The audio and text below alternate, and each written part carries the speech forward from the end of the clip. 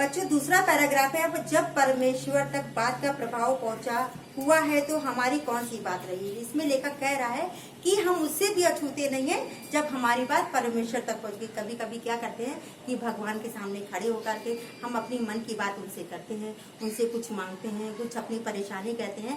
तो मनुष्य कह रहा है कि जब हमारी बात भगवान तक पहुंचने में अछूती नहीं रहेगी तो हम एक साधारण से मनुष्य हैं। हम लोगों को तो गात मई बात, करामात, नानासात, पुराण, इतिहास, काव्य कोश इतिहास सब तो बात के फैलाव हैं। कहने का तात्पर्य है कि बात यदि परमेश्वर के विषय में कहा गया है तो ना उसकी बाड़ी है, ना उसके हाथ है, ना पैर है, वो तो निराकार है। वो क्या है? निराकार है। और क्या है उसको हम कैसे समझाते हैं, उसे हम अपनी दिल की बात कैसे कहते हैं? बात के माध्यम से, जो हमारे हृदय से निकल कर वहां तक जाती है। अब आती है बात आगे की, जो मन बुद्धि चित्त को अपूर्व दशा में ले जाने वाली अथवा लोक परलोक में सब बात बताने वाली होती है।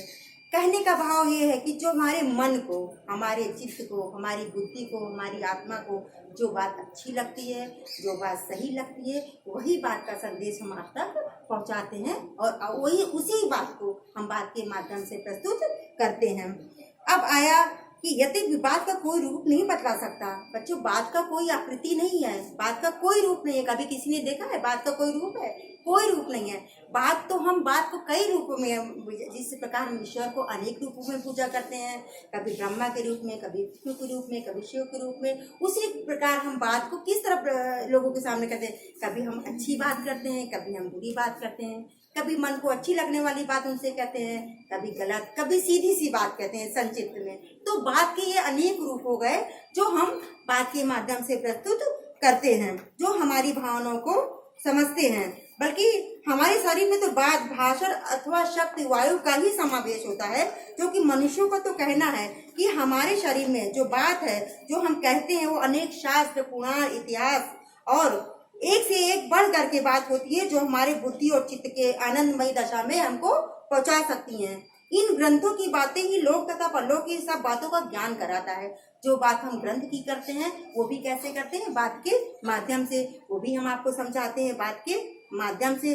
तो इस चित्त की अपूर्व आनंदमयी दशा में जो हम पहुंचते हैं वो सिर्फ एक बात होती है। परंतु यदि बुद्धि से विचार कर देखा जाए तो हम पाएंगे कि जैसे भगवान के अनेक रूप होते हैं, वैसे बात के भी अनेक रूप होते हैं। जैसे बड़ी बात, छोटी बात, सीधी बात, उल्टी बात, बुरी बात, मीठी बात, कड़वी बात, ये सब बातें क्या कहते हैं? लोगों को हम बता करके, कभी हम अच्छी बातों से लोगों को मन खुश कर देते हैं, कभी हम कड़वी बातों से लोगों का मन दुखी कर देते हैं। तो इसीलिए बात का कोई रूप नहीं है, बात तो अनेक रूपों में हम प्रस्तुत कर सकते हैं, और वो चाहे जैसी भी बात हो। तो लेखक ने इस पैराग्राफ में, इस लेखांकित शब्दों में सिर्फ सच पूछिए तो इस बात की भी क्या ही बात है, क्या बात है, और जिसके प्रभाव से मानव जाति समस्त जीवधारियों की शिरोमणि सुप्रसाद पक्षी केवल थोड़ी सी समझने योग्य बात करता है।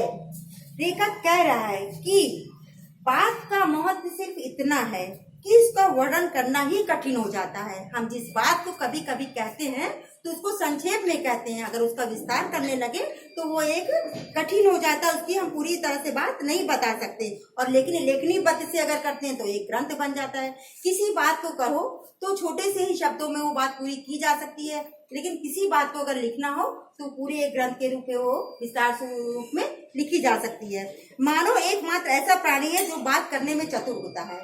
मानव ही ऐसा प्राणी है जो बात करने में चतुर होता है। वह भी प्राणियों का सिरमौर होता है, सभी प्राणियों का सिरमौर बना रहता है। मानव की भाषा में तोता, मैना आदि पक्षी थोड़ा समझने योग्य बातों का उच्चारण करते तो हैं, लेकिन पूरी तरह से वो बात नहीं कर पाते। भला ऐसा कौन सा व्यक्ति होगा बच्चों, भला कौन सा ऐसा व्यक्ति होगा जो बात के माध्यम से बात को नहीं समझेगा। लेकिन लोग भगवान का संबंध भी उससे जोड़ लेते हैं, क्योंकि भगवान को भी बिना आकार वाला मानते हैं लोग।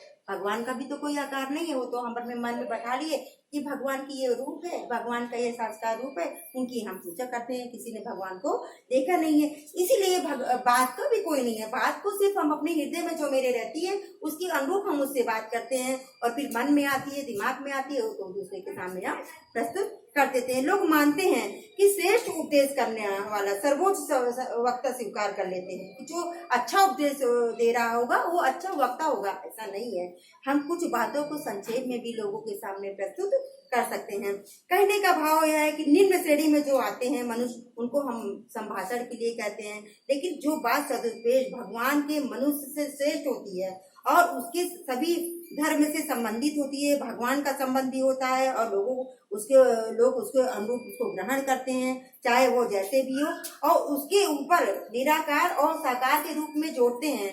कहने का भाव ये है कि अच्छी और बुरी बातों को ग्रहण करना ये हमारे ऊपर है, लेकिन अच्छी बात करना और हृदय में से निकलने में जो अच्छी बातें हम करते हैं लोगों के सामने प्रस्तुत करना, वो एक अलग बात है। तो लेखक ने इन बातों का महत्व जो बताया है कि हम बात के माध्यम से ही मनुष्य का दिल जीत सकते हैं, परमेश्वर तक अपने आप को जोड़ सकते हैं।